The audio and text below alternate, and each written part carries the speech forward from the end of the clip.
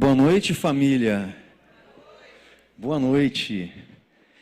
É um privilégio, é uma preciosidade sempre que nós temos a oportunidade de nos reunirmos em família, celebrando a nossa comunhão, celebrando a nossa união em Deus, no qual Ele nos proporcionou termos uma vida de relacionamento com Ele e uma vida de unidade também entre nós.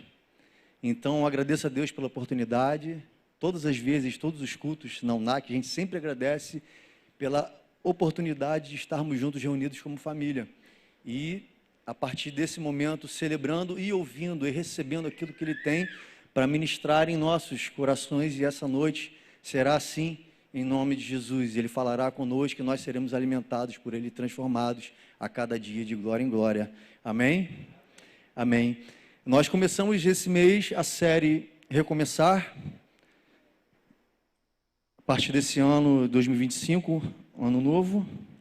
Então, na semana passada nós tivemos a mensagem com o pastor Sandro, ele abriu a série de mensagens falando sobre venham e vejam. Quem estava aqui presente? Quem acompanhou a mensagem aqui? Venham e vejam. Na ideia de nós estarmos sempre ligados e com a percepção ativada para entendermos os movimentos da vontade de Deus conforme a sua história.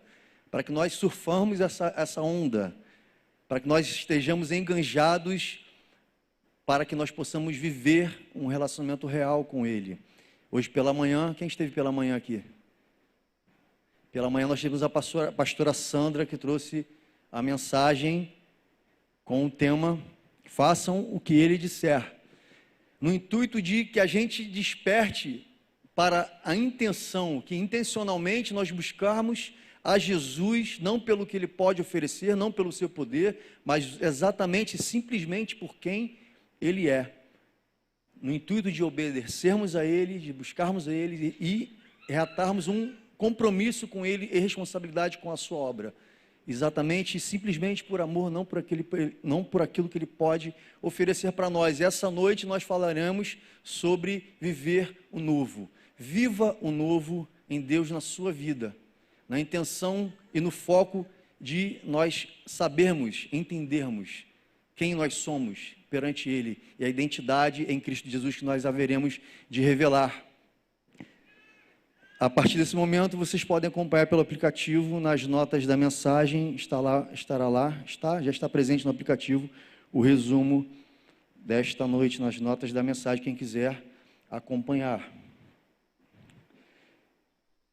A gente, essa noite, dia 12, né, esse início do mês, acabamos de virar o ano, acabamos de romper o ano 2025, está aí. E todo ano parece que há uma necessidade social das pessoas, uma necessidade social e cultural de parece que ciclos novos começam e aí aquilo que ficou para trás, ficou pendente, a gente traça novas metas, a gente traça novos planos para poder resetar, como uma forma de expectativa e esperança de dar certo aquilo que tem dado errado, ou de conhecer algo novo, fazer algo novo, isso é legal. E há uma frase bem marcante, que todos nós já ouvimos falar todo ano, que todo ano que vira, como é que a gente fala? Ano novo, vida nova, ano novo, vida nova. Mas aí, se a gente for pensar aqui, olha só, a denominação aqui, o nosso nome, como é que a gente deveria falar então? Ano novo, nova vida, ano novo, nova vida. E quando eu escuto essas duas palavras, ano novo e vida nova, ou ano novo, nova vida, na verdade, entenda da seguinte forma: todo ano, nova vida. É melhor ter esse entendimento, porque eu vou explicar. Ano novo, vida nova, nessa necessidade social que as pessoas têm de, a cada ano, estar nutrindo novas expectativas, e aí a gente nutre novas expectativas, nós traçamos novas metas, nossos planos, e o foco da nossa vida passa a ser a cumprir essas metas. Porém, quando nós traçamos os nossos propósitos em cima de metas e expectativas, nós estamos sujeitos a frustrações. E a ideia do novo de Deus para nós não é de recebermos uma realidade nova, de recebermos aquilo que estamos ao nosso redor novo, daquilo que está à nossa volta, daquilo que acontece com a gente, mas sim aquilo que está dentro de nós. O novo de Deus é para transformar aquilo que está dentro de nós. E a partir dessa intenção de Deus em transformar o nosso ser, o nosso caráter, as nossas pensamentos, a nossa mentalidade, o nosso coração, nós passamos, através dessa comunhão com Ele, desse relacionamento com Ele, nós passamos não a ter uma atualidade renovada, mas sim uma nova visão de realidade. Então você começa a enxergar a sua realidade de uma maneira diferente.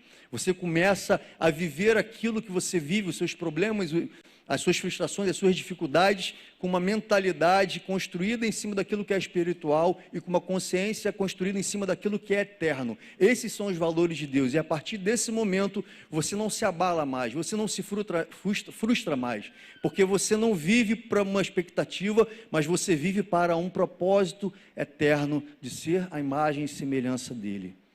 E com esse intuito, com essa revelação, uma nova realidade, uma nova visão de realidade, nós podemos enxergar a vida de uma maneira diferente, porque nós somos seres diferentes, nós somos seres criados à sua imagem e semelhança, reflexos daquilo e de quem Ele é. Vamos abrir nossas Bíblias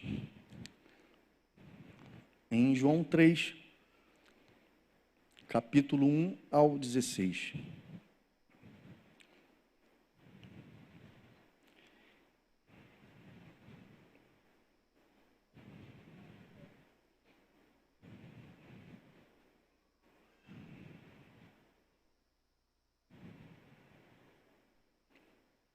Vocês podem acompanhar no telão, ou que já estiver aberto, pode acompanhar comigo. João 3, versículo 1. Havia um fariseu chamado Nicodemos, uma autoridade entre os judeus.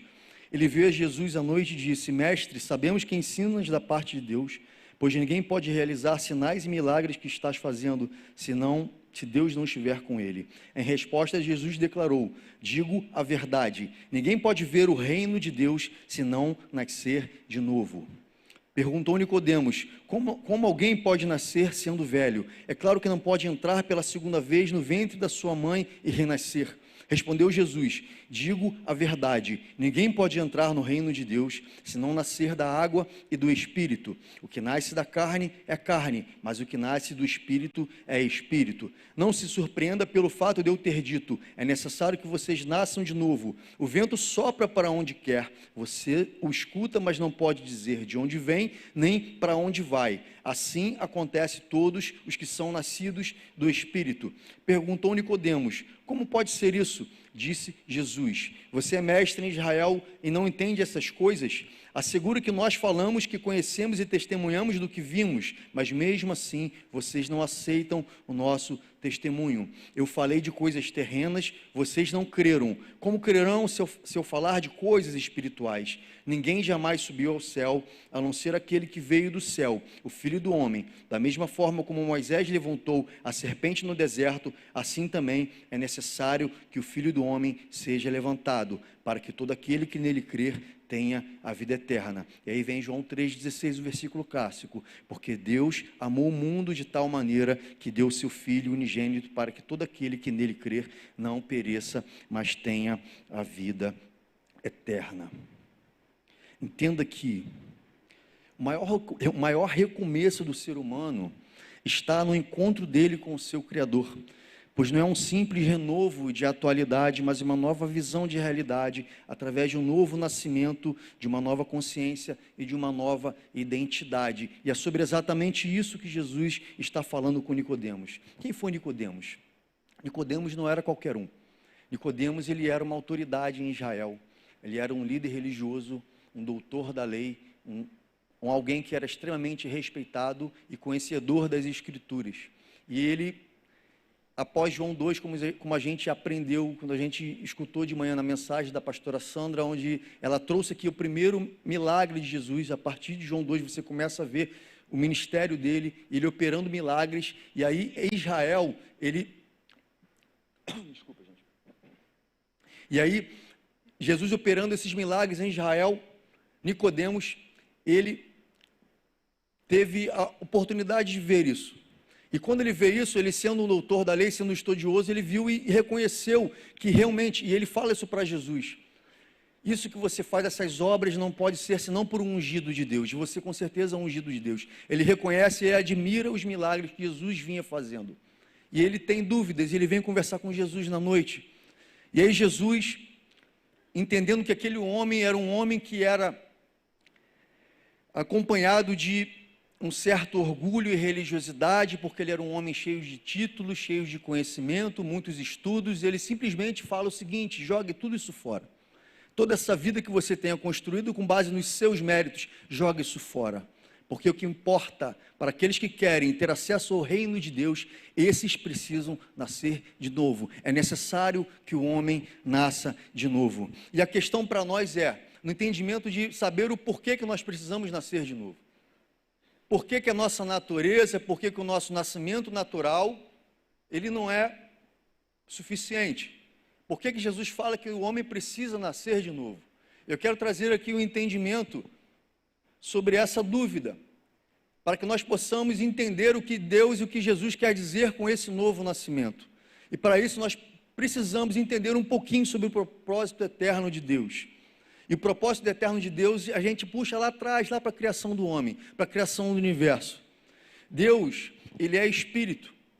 Entenda o seguinte: Deus, sendo um ser que é espiritual, e as suas virtudes são espirituais, ele, no desejo de se fazer conhecido, no desejo de compartilhar, de proclamar, de divulgar e espalhar e frutificar as suas virtudes, os seus atributos, o seu amor, a sua compaixão, sua bondade, sua justiça, sua liberdade, ele cria a natureza no intuito de fazer visíveis e de materializar essas virtudes, através de um relacionamento com o ser humano, através de um relacionamento com o homem, para que o homem não só usufruísse desses atributos, usufruísse dessas virtudes, mas também que ele compartilhasse, que ele frutificasse através dele essas virtudes do Criador. Entenda que Deus, ele não cria nada que Deus cria para que viva para si mesmo ou por si só. Tudo que Deus cria para um trabalho, cria para frutificar. E essa ideia de criar um homem para o homem usufruir de quem ele é, mas principalmente para compartilhar de quem ele é, fazendo assim visíveis e materiais as suas virtudes espirituais.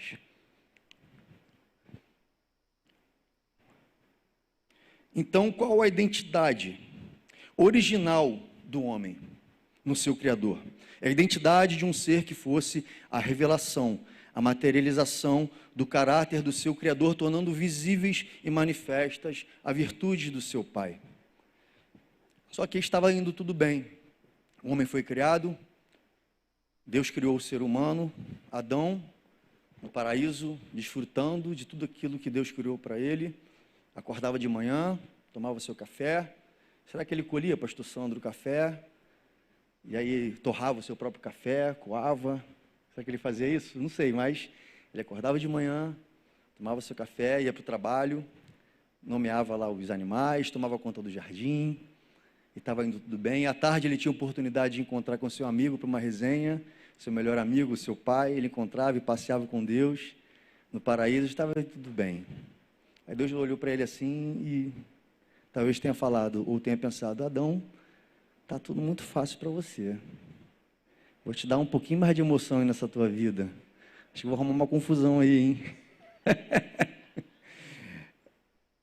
Mulheres não se sintam, tá? Só uma brincadeira, tá? Minha esposa que nós, homens, nós sabemos que é melhor ter uma vida emocionante ao lado de uma mulher do que ter uma vida solitária sem ela. Então, melhor com elas do que sem elas, com certeza. Só uma brincadeira, tá, gente? Mas foi a partir desse momento onde o pecado entra no coração do ser humano, e esse pecado que adentrou o coração do ser humano, ele não só sujou, manchou, corrompeu a natureza, contaminou a natureza, assim como ele corrompeu a identidade do ser humano original. E a partir daí o homem torna-se um ser divergente à natureza de Deus. E o homem tornando-se um ser divergente à natureza de Deus, Deus sendo um ser puro, um ser santo, não há como o puro se relacionar com o impuro, não há como o profano se relacionar com aquilo que é santo. O homem então foi desligado em sua relação com o seu Criador. E ele perde essa conexão espiritual com ele. E com isso o homem passa a ser um ser que possui uma natureza divergente de Deus, onde essa natureza se tornou corrompida, onde essa natureza se tornou contaminada pelo pecado. E aí o plano de Deus, a partir daí, na verdade, sempre foi, desde o início, o plano de Deus, ele se revelar em amor ao ser humano e resgatar o ser humano das próprias escolhas, do próprio caminho, onde ele se afasta do seu Criador, como o filho pródigo. Deus, ele traça um plano onde ele revela que para que o homem seja salvo é necessária a purificação e é necessária a regeneração da sua natureza. A partir daí, torna-se necessário a purificação da natureza humana e da regeneração dessa mesma natureza. Esse é o recomeço. E a partir daí, nós podemos entender a ideia do novo nascimento. Vocês guardem essas duas palavras, purificação e regeneração. O propósito eterno de Deus foi o de gerar uma família de filhos que usufruíssem e compartilhassem das suas virtudes, do seu Pai. Todavia, desde a eternidade, Deus escolheu não somente criar essa família, mas forjá-la no seu amor, por meio de todo um processo pelo qual, no fim, seria cumprida sua boa e perfeita vontade. Gente, é bom que nós busquemos descobrir, entender o porquê das coisas. Descobrir e entender o porquê do plano de Deus, descobrir e entender principalmente também para quê. O porquê e para quê daquilo que Deus escolheu fazer. Mas a gente precisa entender primeiramente, antes de tudo isso, que na verdade o porquê e o para quê de Deus, ele vai girar em torno da sua boa, perfeita e agradável vontade. Então, entendendo o porquê, mesmo assim, nós precisamos saber e ter a certeza que esse porquê e o para quê gira em torno da sua boa e perfeita vontade. Vamos voltar ao texto. João 3, versículo 4, diz o seguinte: perguntou Nicodemos, como alguém pode nascer de novo sendo velho? É claro que não pode entrar pela segunda vez no ventre da sua mãe e renascer. Bobinho, né, esse Nicodemos? Será que ele não entendeu? Como assim, né? Parece que ele está querendo fazer piada com Jesus. Só que acontece que Nicodemos não entende o processo. A verdade é que ele não entende esse processo. E por que Nicodemos não entende o processo? Por que nós temos essa dificuldade de entender aquilo que Deus revela para a gente como sendo eterno e espiritual?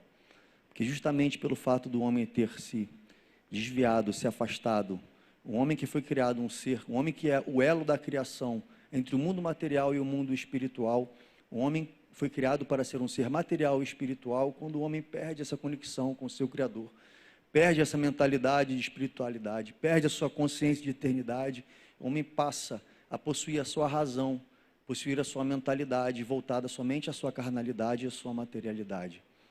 Então, dentro da própria construção da nossa religiosidade, da nossa busca por Deus, a gente continua colocando o material em cima.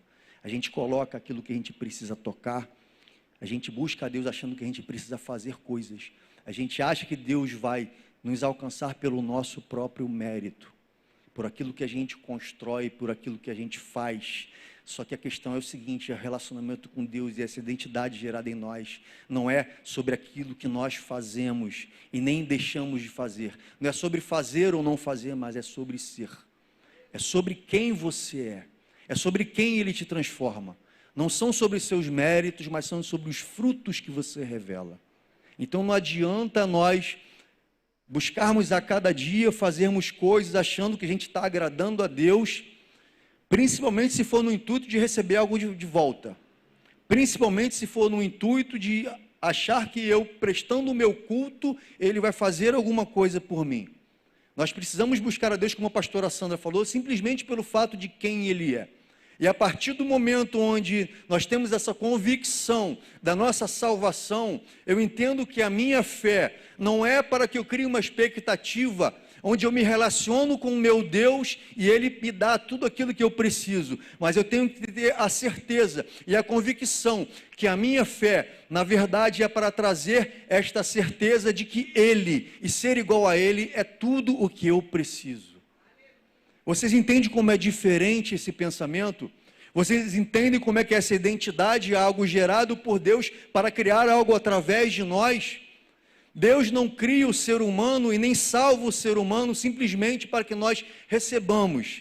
Deus é um ser criacional. Ele é um ser que cria todas as coisas para que todas as coisas nele frutifiquem e frutifiquem através dele. Então, nossa salvação não é simplesmente a finalidade de Deus para que nós possamos morar no céu, mas a nossa salvação é o meio pelo qual ele nos escolheu para cumprirmos o propósito que foi fundado desde antes da fundação do mundo, que é ser exatamente como ele é, compartilhando das suas virtudes e dos seus atributos, uma família de filhos, onde todos buscam cumprir a vontade do Pai e ser parecido com Jesus.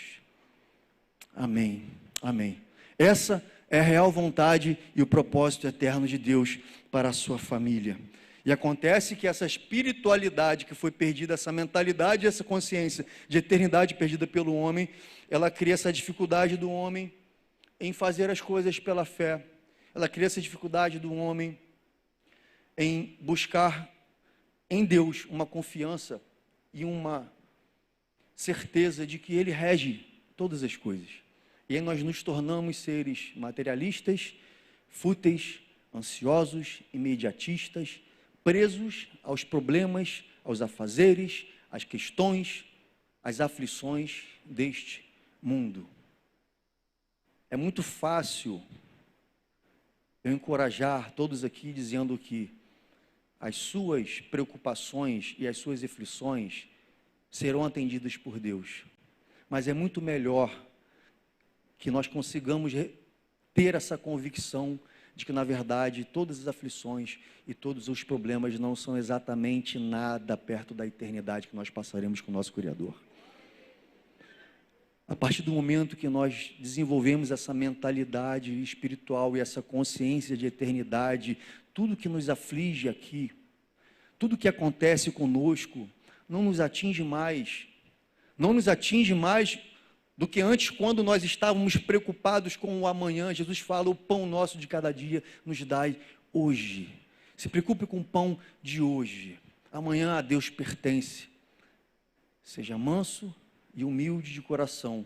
Ser manso é ser paciente, ser manso é saber esperar, ser manso é ter toda a confiança de que o meu Pai superará as minhas necessidades, e que essa preocupação não é o meu propósito de vida, não é pelo qual eu preciso ficar correndo a minha vida inteira, mas é simplesmente cumprir o propósito e a vontade dEle, que é de cada dia, de glória em glória, sermos transformados à sua imagem e semelhança, nos tornando cada vez mais parecidos com Ele. Quando a gente tem um propósito na vida, quando a gente tem algo a cumprir, tudo que acontece à nossa volta se torna ínfimo, porque a minha preocupação é com o meu propósito, o meu foco é com o meu propósito, e o nosso foco é Cristo. Amém. Então, o novo nascimento não se baseia em fazer ou não fazer, mas em ser. É sobre quem revela o ser e não sobre o que faço. Nossa identidade não é definida pelos nossos méritos, mas pelos frutos que revelamos. E aí Nicodemos, ainda não entendendo, Jesus, a gente continuando aqui no capítulo 3, versículo 5, Jesus diz o seguinte: a verdade é que ninguém pode entrar no reino de Deus se não nascer da água e do Espírito. E vamos para o nosso tópico 2, o nascer da água e do Espírito. Existem certas divergências teológicas sobre o que quer dizer nascer da água e nascer do Espírito. E aqui eu considero ser a mais próxima, provavelmente porque Jesus estava sempre fazendo alusão ao Antigo Testamento, a texto dos profetas. Existe um texto em Ezequiel 36, 25 e 26, onde provavelmente ele fez uma correlação com esse texto, e não precisa abrir, eu vou ler aqui, é o seguinte: nascer da água do Espírito, em correlação com Ezequiel 36, 25 e 26. Aspergirei água pura sobre vocês e ficarão puros. Eu os purifiquei de todas as suas impurezas e de todos os seus ídolos. Darei a vocês um coração novo, porém um novo espírito em vocês. Tirarei de vocês o coração de pedra, em troca colocarei um coração de carne. Purificação e regeneração. Lembra dessas duas palavras? Purificação e regeneração. Purificação do pecado e regeneração de natureza. É gerada em mim uma nova identidade, agora condizente com a imagem de Deus. Essa nova natureza, a qual nós nos tornamos novamente participantes, é o que Pedro fala lá na carta dele. 2 Pedro, capítulo 1, onde ele diz, capítulo 1, versículo 3, onde ele diz que as suas grandes e preciosas promessas nos fez participantes da natureza divina. E essa natureza divina foi nos compartilhada para que nós possamos fugir da corrupção do mundo que é causado pela cobiça. Então vocês percebem que a falta dessa união com a natureza do Criador foi o que gerou todo esse caos. O mundo hoje passa pelos males que passa, o ser humano se tornou mal, corrompido, pervertido, pelo fato, simplesmente, e pelo fato de que ele agora, a partir do pecado, ele se tornou um ser afastado do seu Criador.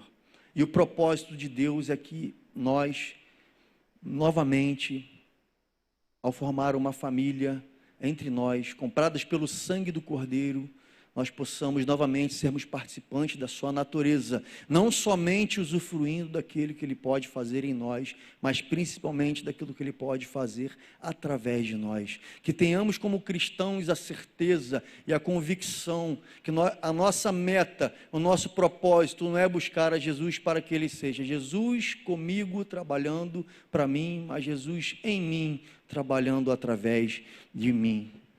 Amém. Jesus é a salvação final e a expressão ideal de todo ser humano. Jesus é quem Deus é e ao mesmo tempo Ele é aquilo que todo homem deveria ser. Ele é a inspiração de vida para nós. Ele vem como filho e não na figura de pai, para que nós aprendamos com Ele como se vive um filho de Deus. Ele é o nosso reflexo, Ele é o nosso espelho, para que nós venhamos a contemplá-lo e a refleti-lo. E o propósito de todo filho de Deus é ser exatamente a sua imagem e semelhança. João 3, versículo 6, continua a conversa de Jesus com Nicodemos. O que nasce da carne é carne, mas o que nasce do Espírito é Espírito. Versículo 7. Não se surpreenda pelo fato de eu ter dito, é necessário que vocês nasçam de novo. O vento sopra para onde quer, você o escuta, mas não pode dizer de onde vem nem para onde vai. Assim acontece com todos que é nascido do Espírito. Então, exatamente como nós falamos, o homem perdendo essa conexão espiritual com o seu Criador, ele passa a ser um ser voltado para a sua materialidade e carnalidade. Ele precisa então ter uma restauração da sua consciência de eternidade e da sua mentalidade espiritual. Para isso, e com isso, o homem tem a possibilidade, nós temos a possibilidade de transcender exatamente esse ser materialista, deixar o terreno, o mundano, o carnal, o fútil, as nossas preocupações, as nossas ansiedades, o nosso imediatismo, as nossas frustrações, não viver sob uma expectativa de futuro, ou viver para si mesmo, mas pela realização dos próprios desejos. Não, na verdade, sendo guiados pelo Espírito, nós podemos viver debaixo dessa confiança de Deus, onde a gente tem o nosso contentamento sempre no relacionamento com Ele, e por tudo que Ele fez por nós é em gratidão. E nós podemos acessar novamente essa mentalidade daquilo que é espiritual, os valores que Deus fundamenta para o ser humano, estar calcado sobre a palavra dEle, sobre os fundamentos dEle, e compartilharmos de todas as suas virtudes e dos seus atributos, e percebam que essas virtudes e esses atributos são virtudes e atributos relacionais, assim como os frutos do Espírito são relacionais: amor, paz, paciência, bondade, benignidade, mansidão, domínio próprio. São fundamentos, são sentimentos, são ações relacionais. Deus é um ser relacional. Por isso que Ele quer que nós não somente usufruamos dessas suas virtudes, mas principalmente compartilhemos. E a oportunidade que nós temos como igreja, e principalmente como igreja, é realizar isso aqui, em família, onde nós temos um ser que é totalmente diferente de outro. Eu sou diferente de você, você é diferente de mim, mas isso não tem problema, porque nós nos amamos.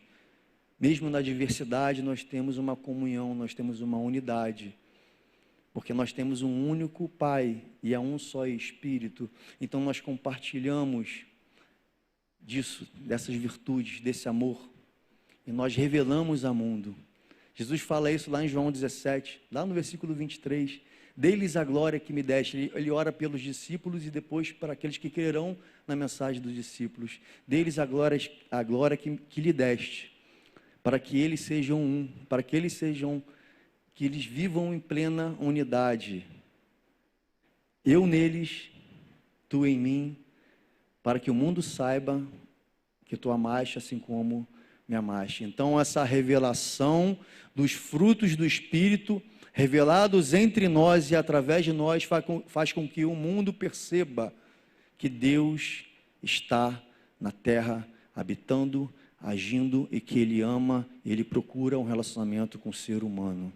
E com isso nós fazemos a diferença em nossa cidade, com isso nós faremos a diferença em nosso bairro, com isso nós faremos a diferença na nossa família, com isso nós faremos a diferença em nosso trabalho, em nossa escola. E assim é o plano de Deus para nós, para que nós venhamos a compartilhar de tudo aquilo que a gente recebeu. João 3, versículo 9, continua: perguntou Nicodemos, como pode ser isso? Disse Jesus, você é mestre em Israel e não entende essas coisas? Assegure que nós falamos que conhecemos e testemunhamos do que vimos, mas mesmo assim você não aceita o nosso testemunho? Eu falei de coisas terrenas e vocês não creram. Como crerão se falar das coisas celestiais? Nicodemos continua sem entender. E aí Jesus então vem e faz a revelação do novo, a identidade do Cristo.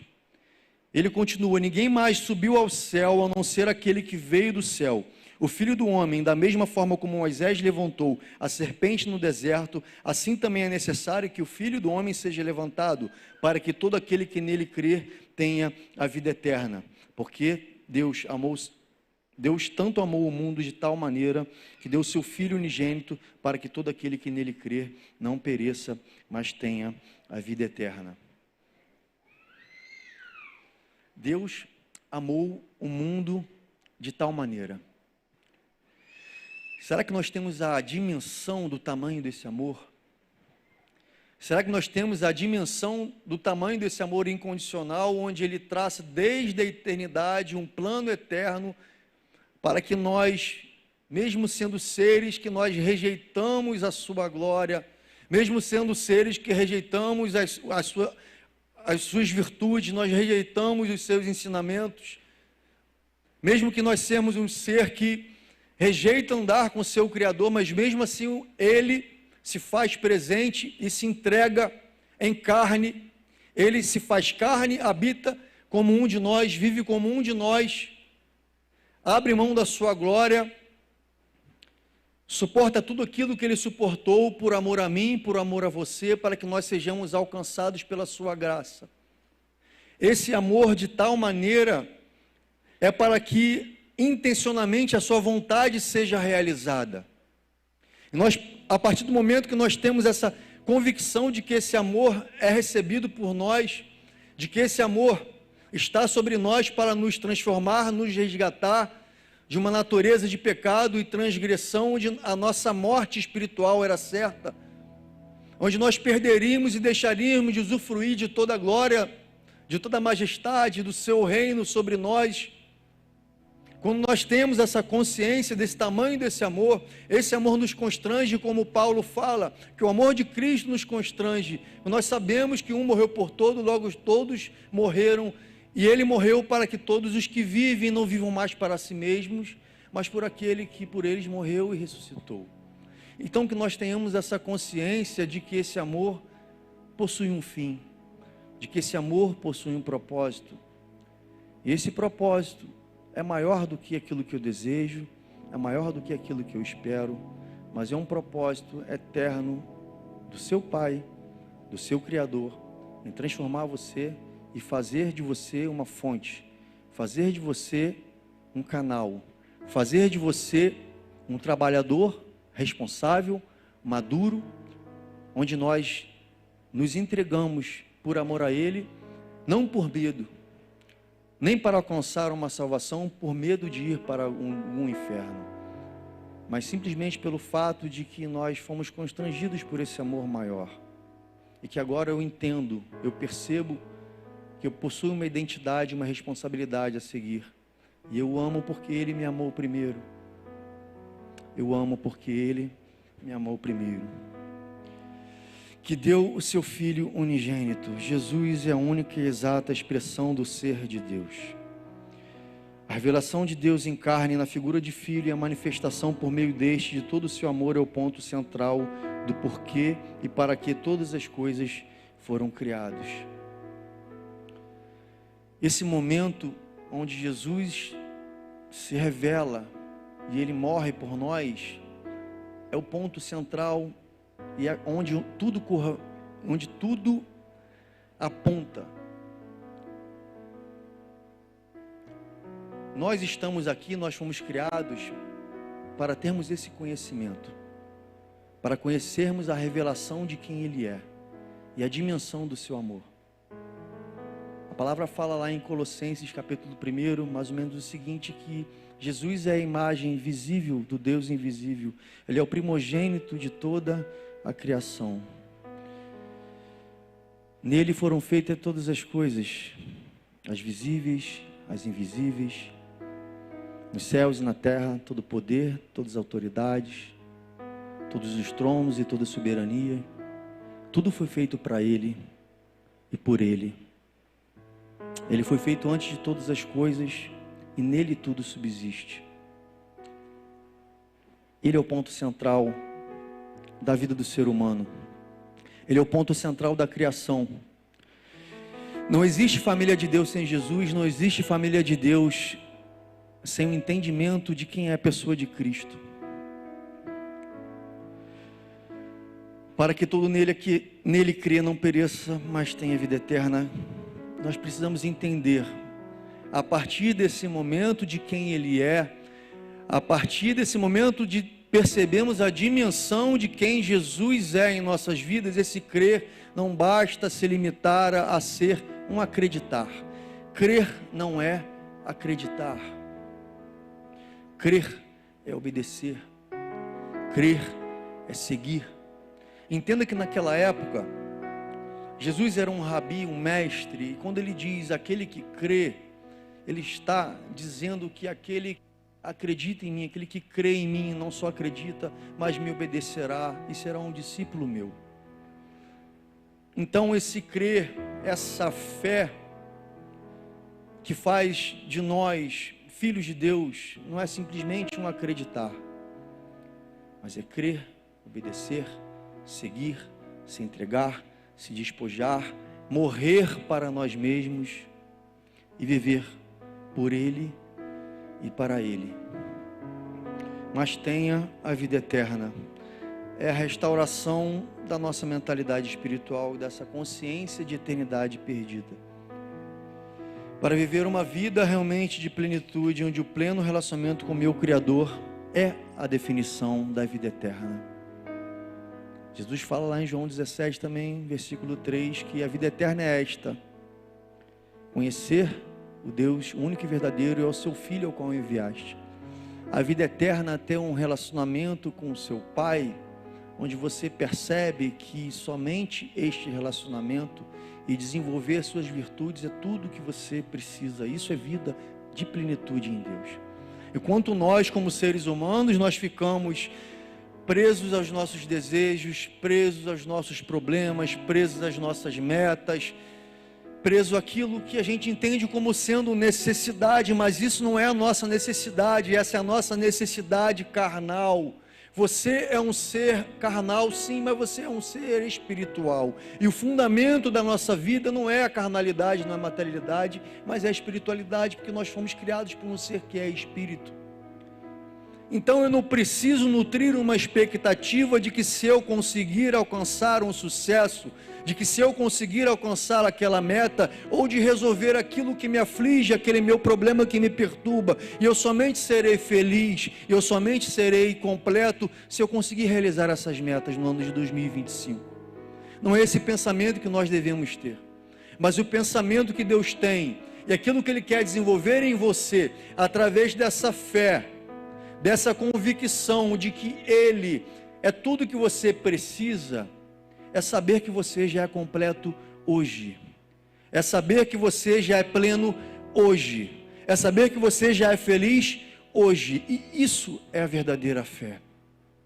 a nossa fé não é para que nós, através desse relacionamento com Deus, a nossa fé não é para que, através desse relacionamento com Deus, eu ache que eu serei um abençoado futuro, mas a minha fé com Deus e o propósito dela é para que eu seja hoje um compartilhador de bênçãos.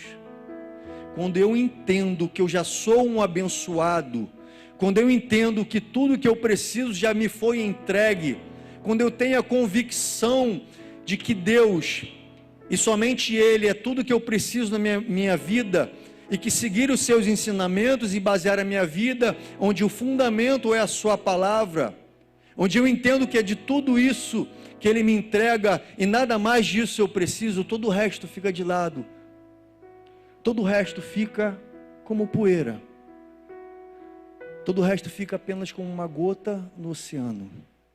A nossa vida aqui é uma gota no oceano da eternidade. Os nossos problemas aqui, aquilo que a gente vive aqui, é uma gota no oceano daquilo que Ele tem para nos entregar hoje, até a eternidade.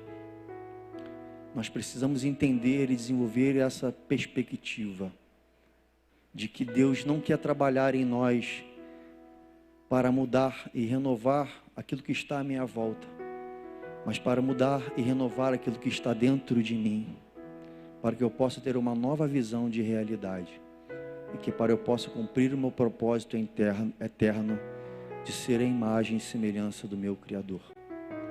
Eu preciso entender que essa família e fazer parte dessa família me traz uma responsabilidade.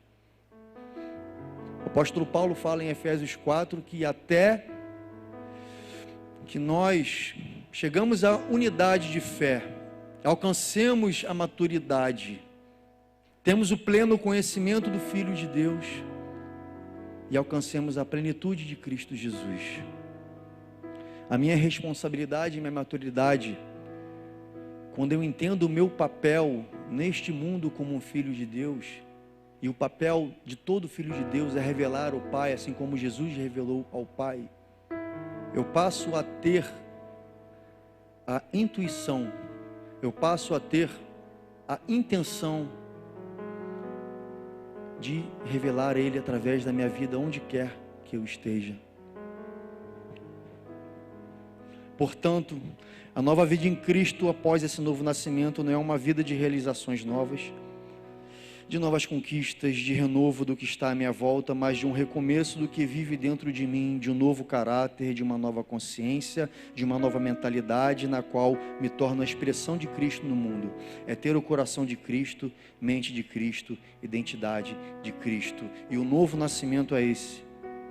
Nós precisamos entender que o novo nascimento é esse: desenvolver um coração de Cristo, uma mente de Cristo, ter uma vida de Cristo para revelar a identidade de Cristo. E esse é o Evangelho. Eu gostaria de fazer uma reflexão. Eu gostaria que vocês ficassem de pé nessa noite para fazermos essa reflexão juntos em família. Não tenho essa palavra como uma palavra onde você se sentirá frustrado, mas tenha uma palavra onde você se anime em Deus, naquilo que Ele quer te transformar, e não naquilo que Ele quer transformar aquilo que está à sua volta. Porque Jesus diz que no mundo teremos aflições, mas tem de bom ânimo, pois eu venci o mundo. Então, novas metas, provavelmente novos problemas, e com certeza novas frustrações. Entendo que acessar essa consciência de eternidade nos torna muito além, nos torna vencedores do mundo, assim como Cristo venceu esse mundo de aflições, para gerar em você uma fé como Paulo tinha, onde ele vivia na fartura contente, onde ele vivia na escassez também contente, porque tudo posso naquele que me fortalece. A identidade sobre quem nós somos não é o que fazemos, certo? Não é sobre os nossos méritos, sobre as nossas realizações, mas é sobre os frutos que revelamos. E aí, com isso, a reflexão que eu faço é o seguinte: do que adianta E quem colocou isso no nosso coração, que o que Deus quer de mim, era que eu venha aqui, cante uns louvores, levante as minhas mãos, dou uma glória a Deus, dou o meu dízimo, a minha oferta, vou para casa, faço algumas orações, faço os meus devocionais.